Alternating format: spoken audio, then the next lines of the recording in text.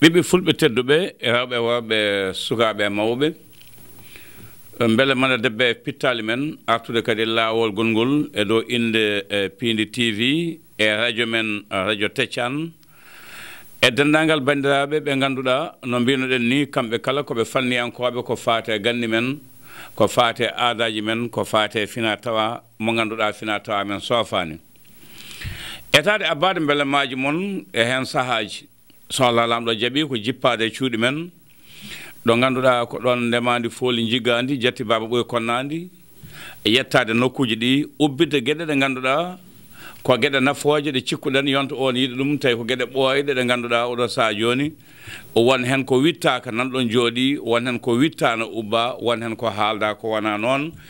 en mbawi noon ko kalten ko foof ko gonga wona gonga kono alay saago so tawi neɗɗo witti addi addani on onon heɗiyankoɓe wawɓe laaɓe ɓe oɗon jogui hen gueɗal ko kalɗon guila hanki tawi wona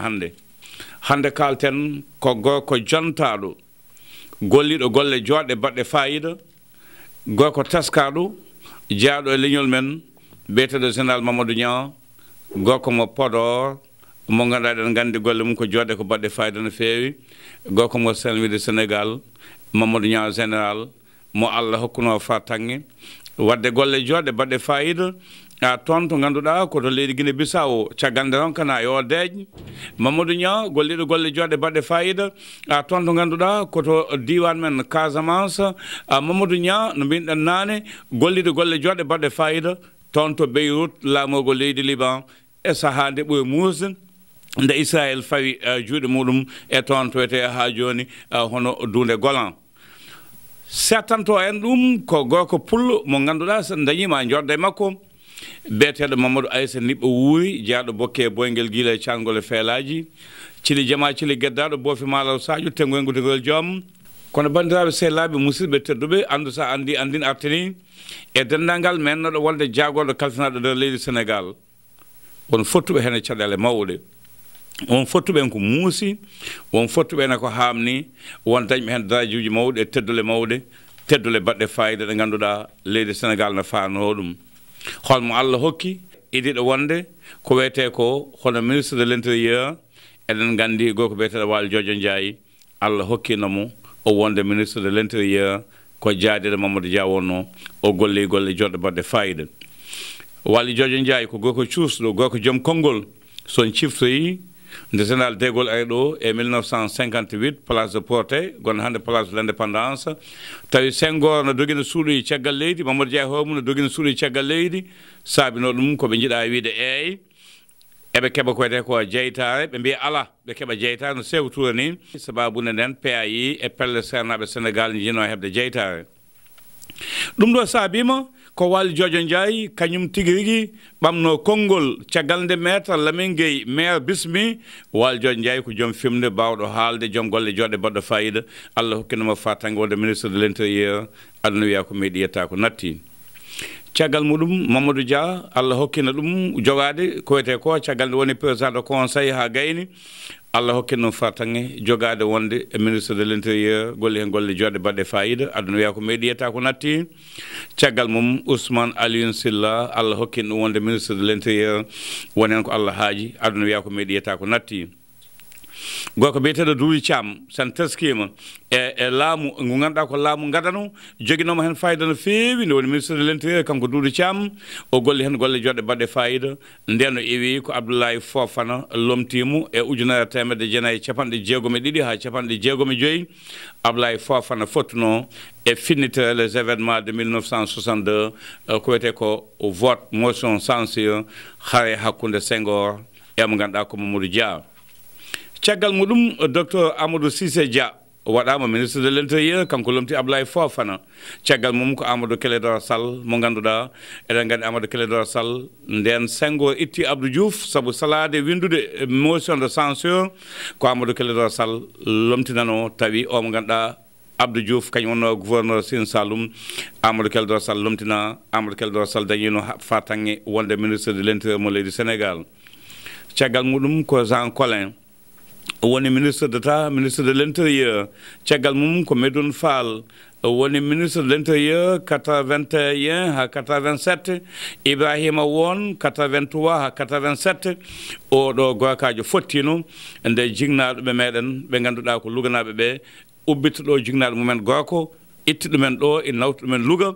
fottino koye saaha Ibrahima won eɗen gandi on ne fottino e caɗele kono kala ko waɗira saabi Allah wonir saabi Allah Allah waɗa hen ha joni gueɗal timmugal koɓe jinno wadde koɓe mbaɗi jignaɗo tawama no wayno wano ni koye saaha Ibrahima won wonno Jean Collin arti e ujunere temedde jeenayyi capanɗe jeetati e jeeɗiɗi ha capanɗe jeetati e jeetati ɗo kadi o fottino e caɗele ɗe ganduɗa hakkude Abdoulaye Wade e mo ganduɗa ko Abdou Diouf e saaha état d'urgence e gueɗe goɗɗe baɗe noon caggal Jean Collin ko André Sonko 88 ha 90 caggal mum ko Famara Ibrahima Sagna 90 ha 91 caggal mum ko Madien Khary Dieng 91 ha 93 caggal mum ko Djibo Leyti Ka ujunere temedde jeenayyi e capanɗe jeenayyi e tati ha capanɗe jeenayyi e joyyi 1995 Djibo Kane yalla yimɓe ɗum yaafo ɗum ha ɗum aljanna fottino e caɗele ɓe ganduɗa ko ɓen goni hono goomu Moutasidine ɓe ganduɗa eɗen gandi mbaɗino jangoji ha police ji mbara fottino kadi e caɗele woot hakkude Abdoulaye Wade e Abdou Diouf fottino kadi e caɗele ɗe ganduɗa eɗen gandi nden maître Babacar Seye hawi e Ladial Abdourahmane Sow kañum lomtina Djibo Leyti Ka 95 97 général Lamine Cissé 97 l'an 2000 yantude mo ganduɗa ko kañum woni général Mamadou Dian l'an 2000 ha l'an 2003 paɗen hande koye golle e gurdam goko mo ganduɗa ko goko to e bel weldi ɗiggude weeli mudde kay weeli laamade woni général Mamadou Niang caggal Mamadou Niang ayi ko Macky Sall ari e l'an 2003 no paami toon ɗo Abdoulaye Wade idi wadde ministre de l'intérieur ko général Mamadou Niang nde o heeɓi ha joni kanko Abdoulaye Wade nde o laami o itti Abdou Diouf nde yimɓe hewɓe ne panno ko wona kanko kono ko kanko Abdoulaye Wade waɗi ko Abdoulaye Wade hokken fattangue dañde général Mamadou Niang o gollani en ko o gollani leñol ngol o gollani leydi ndi o gollani Afrique o gollani aduna o kala caggal muɗum ko Macky Sall lomtimo e l'an 2004 caggal Macky Sall ko Cheikh Sadibou Fall on ɓoyani koye hitande wotere koye avril 2004 ha yettoyi 2 novembre 2004 caggal mum ko maître Ousmane Ngom l'an 2004 ha l'an 2008 Cheikh Tidiane Sy 2008 ha 2009 Bekay Diop 2009 ha 2012 ɗon Abdoulaye Wade gayni Macky Sall ari idi wadde ministre de l'intérieur ko Mbaye Ndiaye ne dañi ko o mo ganduɗa ko Cheikh Sadibou Fall daño ko kamɓe kala koye lewru avril ɓe pottuno Macky Sall rewi hen eɗen gandi Pathé Seck koye l'an 2012 ha l'an 2013 caggal muɗum ina wayno ko mo ganduɗa kañum woni Pathé Seck ne gayni ko Abdoulaye Daouda Diallo ko kañum lomti woni ministre de l'intérieur kono bandiraɓe sehilaɓe musidɓe tedduɓe garten koye golle e gurdam goko to e bel weldi ɗiggude weeli mudde kay weeli laamade woni général Mamadou Niang général Mamadou Niang yi aduna ko ujunere temedde jeenayyi e capantati e jeetati to Podor région mo Saint-Louis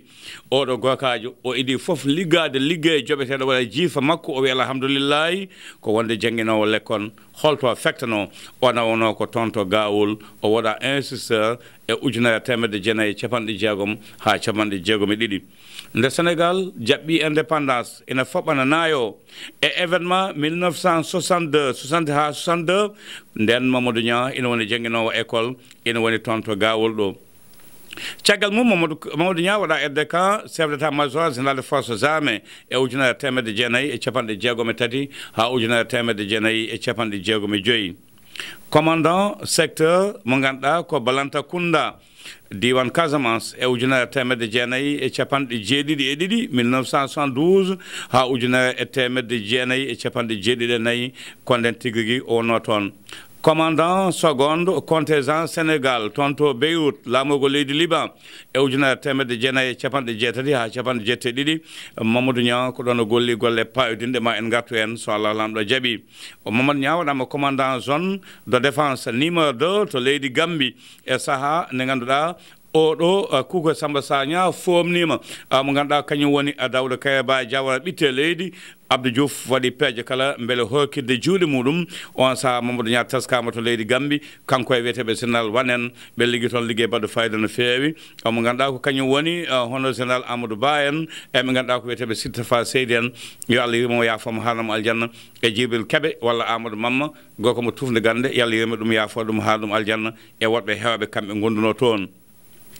sen gatti caggal muɗum oɗo mo ganduɗa ko Mamadou Niang o waɗama chef des opérations état major des armées 1988 ha 1990 o waɗa président commission nationale gestion ko fate paix jaam toon to leydi Casamance 91 92 adjudant sous chef d'état major général des forces armées o waɗa directeur de la direction de documentation et de sécurité extérieure DDSE hoto payde ɗum e DDS mo leydi Tchad ɗo ko leydi men Sénégal gonɗen